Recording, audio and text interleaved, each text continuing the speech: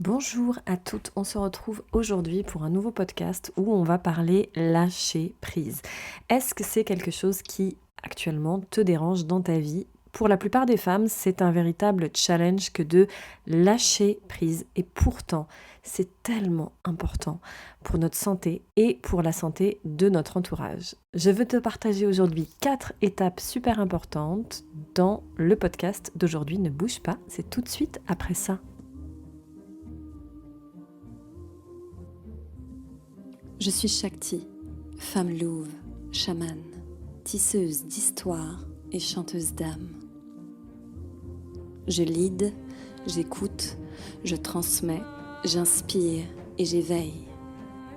Un peu sorcière, un peu celle qui, un peu fée, je crée et guide les femmes à retrouver leur essence et à créer leur légende personnelle. Tisse ton histoire et retrouve ton plein pouvoir. Telle est ma devise.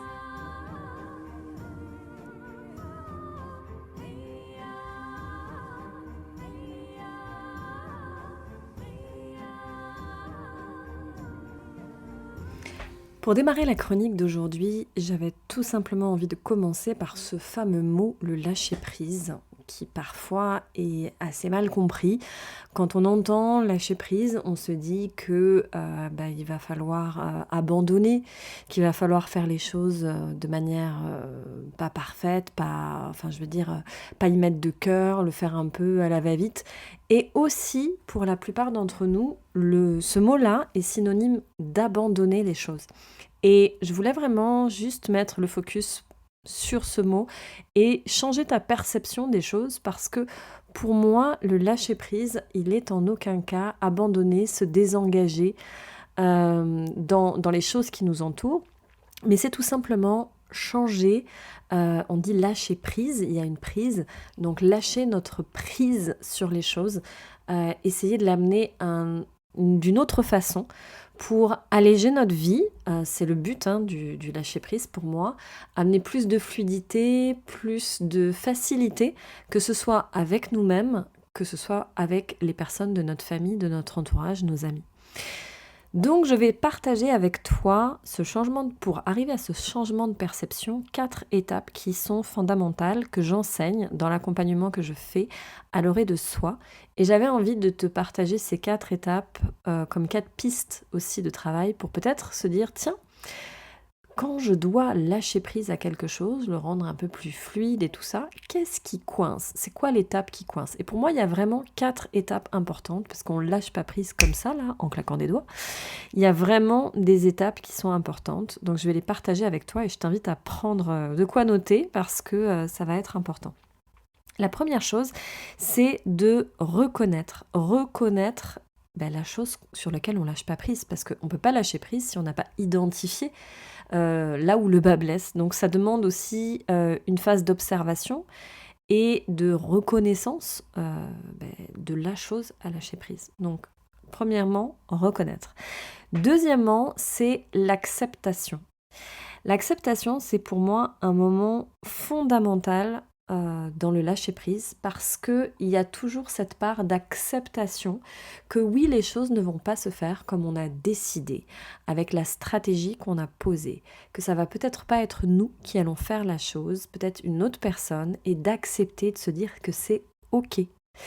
Dans le lâcher prise, il y a cette notion aussi, quand je parle de l'acceptation, je parle souvent d'une balançoire. C'est aussi l'idée que ça va être OK, qu'on va être récupéré un petit peu comme, vous savez, les filets. Moi, j'ai déjà fait comme ça une fois du trapèze. Et au bout d'un moment, qu'on fait du trapèze, quand on tombe ou quand on lâche, on est rattrapé par un filet. J'ai envie de te donner cette image-là parce que tu seras rattrapé aussi par la vie, par l'univers, par les personnes autour, tu ne seras pas toute seule non plus. Donc être dans l'acceptation aussi de lâcher la stratégie, ce qu'on avait décidé, avec cette confiance aussi que on va être réceptionné. Parce que souvent, ce qui fait peur dans le lâcher prise, c'est ce côté, on va lâcher, on va tomber dans le vide. Donc l'acceptation, pour moi, c'est l'acceptation de changer aussi peut-être de stratégie, mais l'acceptation aussi que c'est OK, on va être rattrapé. La troisième étape fondamentale pour moi, qui n'est pas souvent utilisée quand on parle du lâcher-prise, c'est le pardon. Alors le pardon, souvent dans le lâcher-prise vis-à-vis d'une personne aussi, quand on est, on doit lâcher par rapport à quelque chose, c'est juste de pardonner aussi à la personne. Mais, et avant tout, on se pardonne à soi-même. Et c'est souvent ça, j'observe ça chez moi, mais je l'observe aussi avec toutes les clientes que j'accompagne, c'est que souvent il y a cette difficulté à se pardonner à soi-même, à se dire que c'est ok, qu'on a essayé de faire du meilleur, que que on va pas faire les choses comme ça, mais que c'est ok et que c'est pas grave et vraiment que vraiment de s'apporter tout cet amour en fait. Et je pense que cette étape, pour moi, elle est clé et fondamentale pour passer à la quatrième étape suivante. Et très souvent, on dit oui, je suis capable de pardonner aux autres. Et tout ça. Oui, mais de te pardonner à toi-même. Parce que ça, c'est important. Parce que si tu ne te pardonnes pas à toi-même, tu ne pourras pas totalement lâcher prise et te faire confiance par rapport à ça. Et enfin, la dernière étape, c'est le fameux lâcher prise. C'est-à-dire le moment où, quand on a reconnu, qu'on a accepté, qu'on a pardonné, on est en capacité de desserrer son étreinte, son empreinte, avec, de serrer. On est OK pour complètement lâcher.